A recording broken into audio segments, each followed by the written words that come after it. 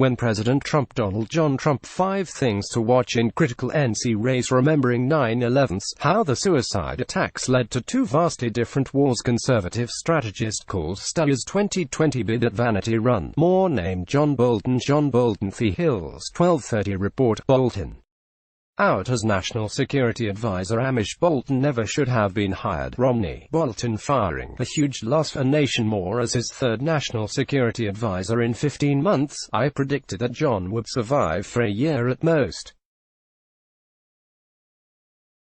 Having known him for decades, I knew that whatever one might think of his views, Bolton is a man of principle, who would always stand up for what he believes.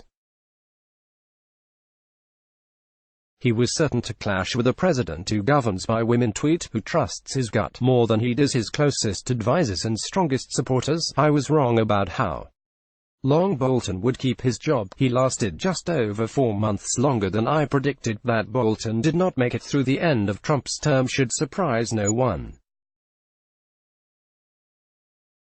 Bolton long has been a hardliner on Iran, North Korea, Russia, China and the Taliban, while consistently voicing his support for Israel.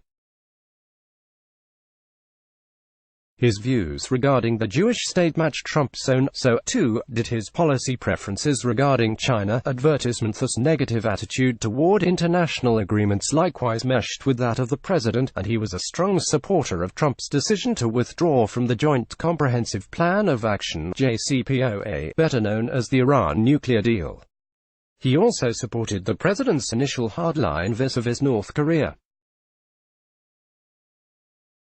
He too could have come up with the moniker Little Rocket Man to describe Kim Jong-un. Kim Jong-un overnight defense. Trump says Taliban talks dead after cancelled Camp David meeting. North Korea offers to restart nuke talks this month. Trump denies role in Air Force crew staying at his resort. North Korea says it's open to restarting nuclear negotiations with U.S. in late September. Donald Trump is a sometimes socialist. More on the other hand, Bolton must have swallowed hard, very hard, as he watched the president repeatedly blandish Kremlin strongman Vladimir Putin. Vladimir Vladimirovich Putin. Kremlin reported U.S. spy worked in Putin's office. CIA source pulled from Russia had confirmed Putin ordered 2016 meddling. NY Times. CNN reports U.S. pulled spy from Russia amid concerns about Trump's handling of intel. More when Trump changed his tune regarding the North Korean leader, cancelled joint exercises with Seoul's forces and agreed to meet with Kim. Bolton likewise could not have been very happy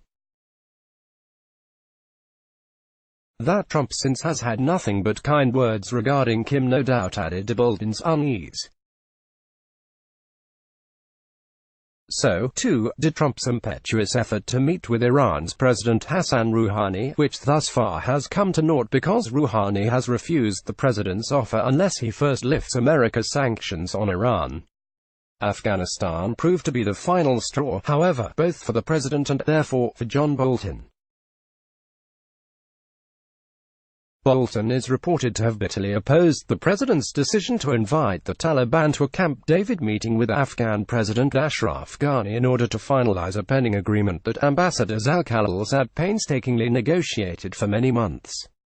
No doubt Bolton disliked the terms of that agreement too, since it appeared to offer the Taliban a concrete outcome, the withdrawal of American troops from Afghanistan, in exchange for promises that the radical group was unlikely to keep. Bolton's opposition to the invitation to Camp David was the final straw for the president, especially when he had to withdraw that invitation. In doing so, he seemed to vindicate Bolton's judgment over his own. For Donald Trump to be wrong about anything is intolerable. Bolton had to go. Bolton's departure is certainly welcome news for many leaders. Those who long have believed in the efficacy of international agreements and alliances, NATO, for example, will hope that his replacement, like the departed and sorely missed Jim Mattis, will recognize their value. Advertisement. But the club of authoritarians will be especially delighted. Putin, Kim, Iran's Supreme Leader Ali Khamenei and their ilk already may be popping the champagne corks at news of Bolton's firing. There is no way of knowing whom Trump will choose to replace John. The talking heads already are speculating regarding his replacement, and are sure to bandy about a host of names. The Bolton saga demonstrates yet again that the president is neither a hardliner nor an accommodationist, but rather judges everything in terms of what he perceives to be the impact of anything he might do on his public image and his prospects for re-election. The president's criteria, therefore, will tend to be, first, a sense that the person he chooses will slavishly adhere to whatever the presidential gut decides, and, second, if at all possible, someone who will look like George C.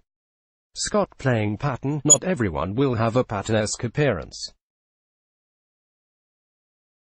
but there certainly will be no shortage of those who will put up with anything as long as they can list National Security Advisor on their professional resumes. B.A.C. is a senior advisor at the Center for Strategic and International Studies and vice chairman of the board for the Foreign Policy Research Institute. He was Under-Secretary of Defense, Controller, and Chief Financial Officer for the Department of Defense from 2001 to 2004, and a Deputy Under-Secretary of Defense from 1985 to 1987. Let's block ads. Why?